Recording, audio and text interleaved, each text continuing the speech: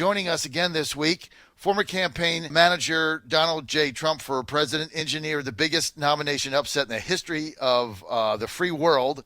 That's Corey Lewandowski. He's also the author of 2 best-selling books, New York Times bestsellers, Let Trump Be Trump and Trump's Enemies. And he's joining us now for a breakdown of this, what many people saw as a kind of reunion of the Communist Party. I mean, it was unbelievable last night. Then you got Bill de Blasio going to Miami Airport yesterday doing a rally and invoking Che Guevara. It's like I'm in an alternative universe down here. By the way, I had to bring my son with me because he's taken 3 years of Spanish so that he can interpret for me. So when we walk around Miami, I can speak the language. So he's acting as my Spanish interpreter. And he's really good at it, by the way. Might be a future for him if he doesn't end up playing professional baseball in some capacity. Joining us now, Corey Lewandowski. Hey, Corey, great to have you, man. Thanks for having me back on today, John. Corey, you watched this debate last night. I mean, it was like I was in an alternative universe. Is it me, or what is going on with these people? John, this debate could have been held in Cuba. It could have been held in Venezuela. And this is what, socialism is all about. This is the ideas and ideals of the far-left progressives who think that everything is free in America, that capitalism is bad, that building businesses is bad, that we have to give illegal immigrants, in other words, people who've come into this country illegally, free health care, free education. That's not how our system is designed. This is a debate that could have been held for a candidate running for dictator of Cuba or for Maduro's replacement in Venezuela. This is not the type of candidate or candidates that we would have as the greatest capitalist country in the world on the debate stage. It just doesn't make any sense, John. They're so far gone that they don't even realize it. And you saw how sheepish Joe Biden was when they were asking him questions to raise his hand. He had to look around to see what the right answers were half the time. Did he look old and out of place yesterday? I mean, even when they said raise your hand, like everybody else would raise their hand, and he would give this little half hand raise with 2 fingers up. He wasn't really sure if he should raise his hand or not, or maybe he was, looking for a cue from his staff. But I thought he looked very vulnerable last night. Corey, what say you?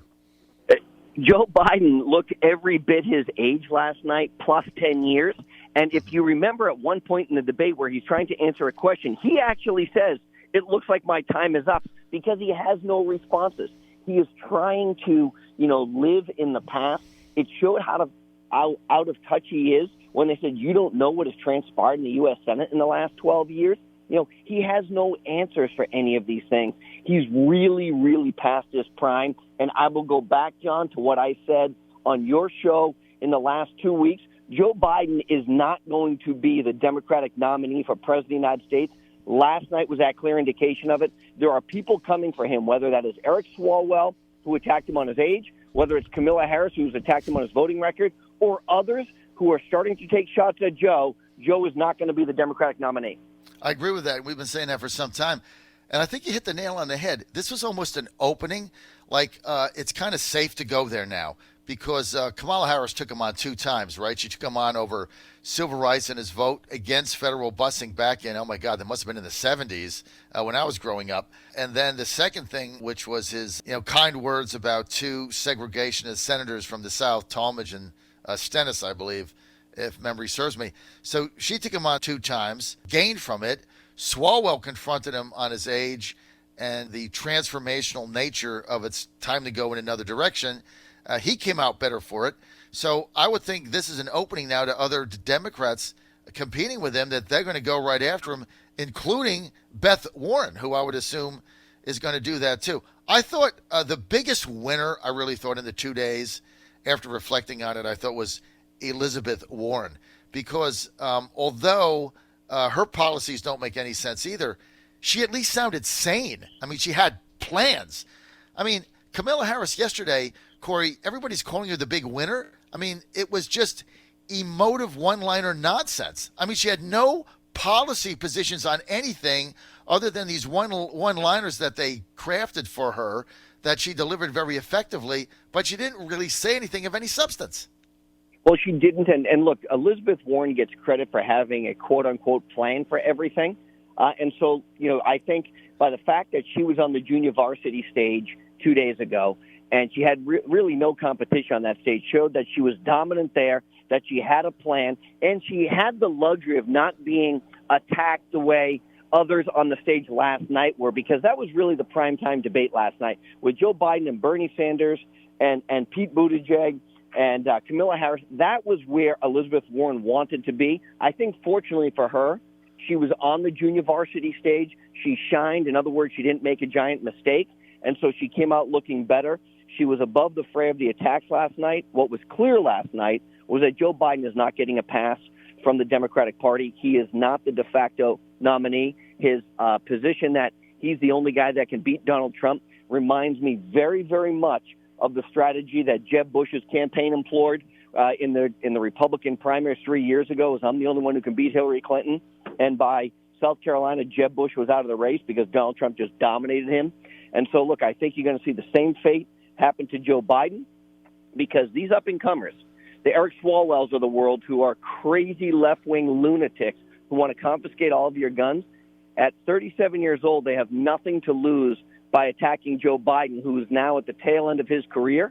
And Joe can't even run as the individual who served for 8 years as the vice president, because that's not getting him any credibility in the Democratic Party. So Elizabeth Warren had a good night 2 nights ago. I think Kamala Harris had a good night last night because she was aggressive, and I think a lot of people want an aggressive candidate who they believe is going to take the fight to Donald Trump. I agree with you on that. I mean, she definitely had the emotion last night, and if you look at the progressive base now of the Democratic Party that is going to control the nominee, because, Corey, remember, a lot of people have forgotten that the Democrats changed their nominating rules after the 2016 thievery from Bernie Sanders, and they got rid of most of the superdelegates, right? Which puts them back where the grassroots have a lot more say over who the delegates are, much like they had in 1972. A lot of people don't remember that the whole superdelegate thing for the Democratic Party was put in place after McGovern got the nomination in 72, and the senior members of the Democratic Party said, hey, it's time to put the adults in the room, and we can't let these children, so to speak, young people, choosing our nominee that can win one state. But now it's wide open again. So that really gives the opening to any one of these left-wing insurgents. When you looked at the debate last night, was there one candidate that you said to yourself, wow, I hope this person is the nominee because Trump is going to trounce them? The author, whatever her name is, I don't even remember her name, but she was on the far left of the stage as you looked at it, right? She wants to go after Donald Trump with love.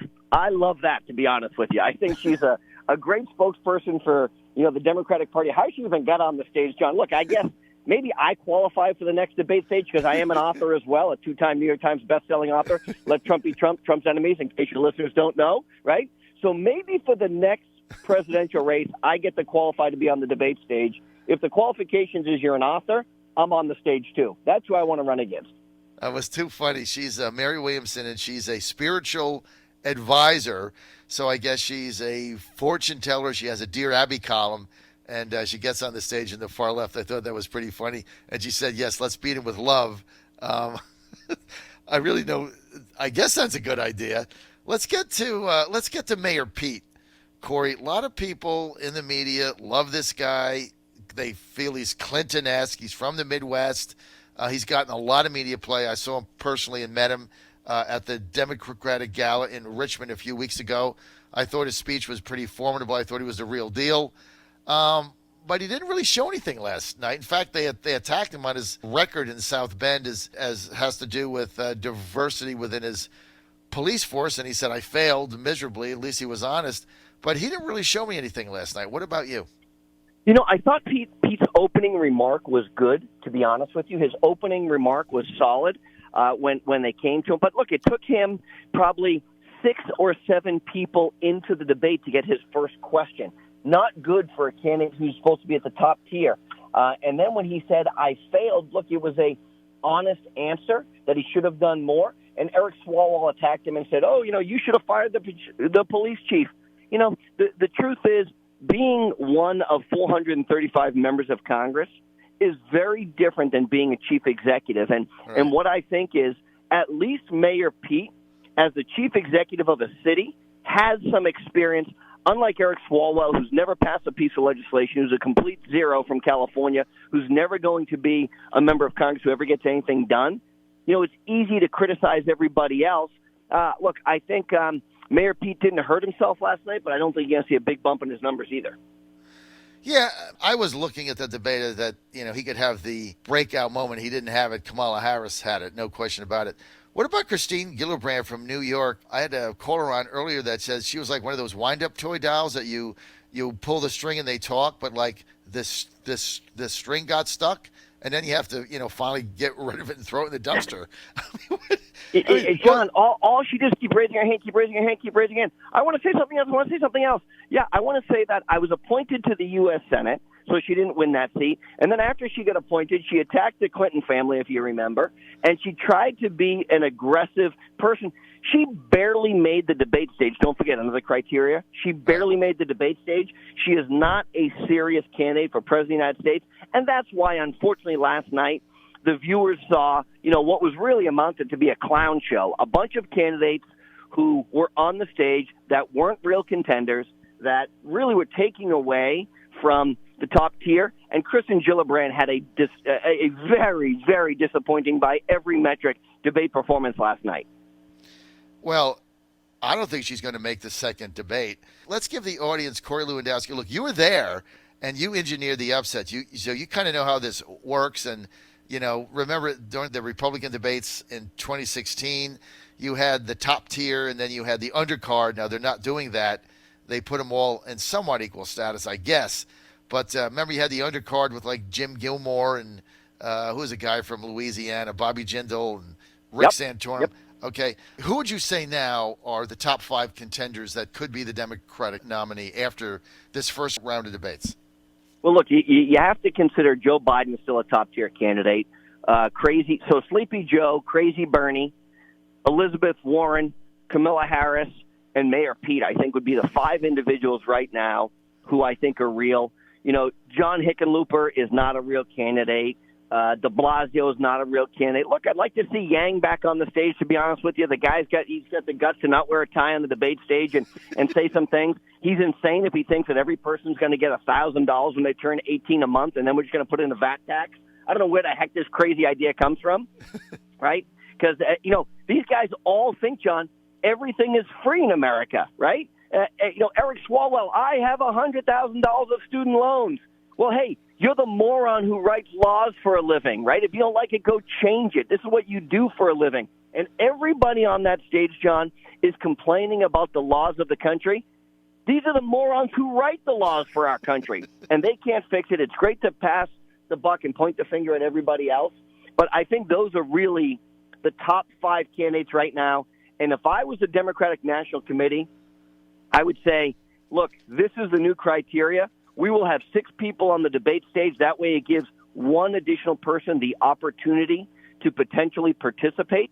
But, look, everybody else should be on the children's stage. They should fight it out for the scraps because they're not real candidates and they're not going to be the Democratic nominee. So the five you would put are Pete Buttigieg, Bernie Sanders, Joe Biden, Kamala Harris, and Elizabeth Warren. That's right. Yep. Right. And then you would allow one other person on there that meets the second tier criteria. So you give one of the other people a shot to maybe shine. So you got 6 of them. I don't really remember what the next criteria is, but I know by the time they get to the third debate, it really narrows it down because you've got to raise so much money. You got to be so much in the polls. And so, yeah, I think by the time we get to the third debate, you're going to see probably those 5 or 6 people, and that's it. You know, John, the one thing I will say, this metric of you have to have raised so much money from donors is really, you know, insanity to me because just as an example, if Michael Bloomberg were in the debates, and I know he's not, he has the opportunity and ability to scratch himself a $250 million check. Okay? Right. That means he doesn't need donors. And what we saw with Donald Trump's campaign was we didn't have donors. We had one donor, Donald John Trump. And if the only metric was that you have to have so many donations, to be on the stage, look, that's a false metric. So I think it has to be a combination of donors and or your polling status, because we know that when Donald Trump got into the race, he was in first place a month later. By literally this time 4 years ago, Donald Trump was in first place and never looked back. Right. But you're right. And one of the reasons that people were attracted to him is because early on in the campaign, he said, look, I'm self-funding, so I'm beholden to no one. This is my money. I don't have to ask for donations. I don't have to go around raising money. I can go to rallies and talk to people in lieu of that. I can spend my time in a different way. And at the end of the day, I'm not part of the swamp because I will owe nobody anything. I'm not taking any money from anybody. Right? That was early on in the campaign. That was very attractive to people. That's right. When you have, the people from the D.C. swamp who are beholden to special interests, and the Democrats talked about the impact of special interests last night, having an outsider, a true outsider who isn't beholden to the special interests, is a very attractive notion. But every person on that stage, from Joe Biden to Bernie Sanders to Elizabeth Warren to Kamala Harris to, all of them have taken special interest money. They are bought and paid for by the special interests of Washington, D.C., and that's where it is. And so, look, they are the same old, recycled old news that they were when they first ran for office. What was amazing to me, nobody attacked Kamala Harris for how she got her first jobs in politics. And I think that's still coming because she tried to distinguish herself yesterday as a woman who has made her way in this world based on her own merits. And what we know and what is publicly known is that her first jobs in politics were given to her by her boyfriend, and that's what launched her career. And I think you will see that she has taken jobs away from other people based on her relationships and not on her skill set. And that was she was dating Willie Brown, right? He was the Speaker of the House, and was he married at that time, or were they both single? I think he was married at the time, John. And so, look, I don't think that she's going to get a pass in future debates the way she got the pass last night. She was very aggressive last night. She had a compelling story, as it talked about Brown versus the Board of Education of Topeka. That's a compelling story that she was part of that second group of people who were bussed in to desegregate the schools. And going after Joe on his record is a compelling story. But once you become the front runner, once the spotlight is turned on you, right, it's a very different thing when you're running as a front runner or you're running as a challenger. And if she did move herself up towards the front runner status, which I think she did last night by both raising money and raising her profile, you will all of a sudden see additional scrutiny on her record and her incarceration rate of African Americans in the state of California, which no one has talked about yet. I tell you what, it is coming, Corey. All this stuff comes out, and you get a kind of a free pass, as you know, when you're kind of not one of the front-running candidates and nobody really is paying attention to you, but you have a good night like her and the knives are going to come out, no doubt about it. But, look, I agree with your total assessment. It's Pete, Bernie, Joe, Kamala Harris, and Elizabeth Warren. One of those people are going to be the nominee. Those are the top five. The others really are ridiculous, but we're going to go from there. Corey Lewandowski, great analysis as always. Thank you for being with us on the John Fredericks Radio Network live in Miami. Thank you, Corey, for all you do, and thank you for being so accessible to our audience. Thank you. Thanks, John, and have a great weekend.